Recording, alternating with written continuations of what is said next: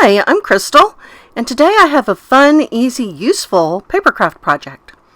So I have this double-sided photo frame with a little foot on the bottom so it's freestanding. Mine is from Ikea, and I've got that linked in the description box. It comes with a couple of protectors to protect your picture, but I'm not going to put a picture inside, of course. I'm going to put a decorative piece.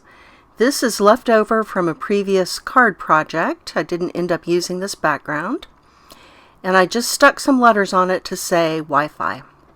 So I think it's very pretty to look at. And I have to say that this is the only papercraft project I've ever done that my husband asked me to make an extra one.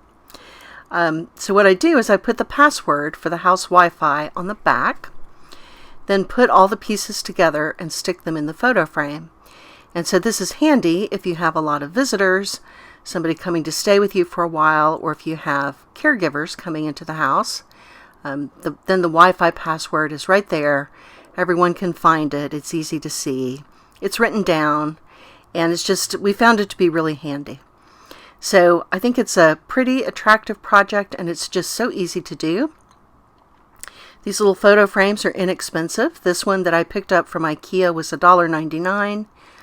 There is a similar product at Dollar Tree. It doesn't have a foot, but it is a double-sided photo frame. And so this project can be done in just a matter of minutes, and I think it's really handy. So I hope you will give it a try. Here's the Dollar Tree version of the photo frame, and I thank you for joining me today.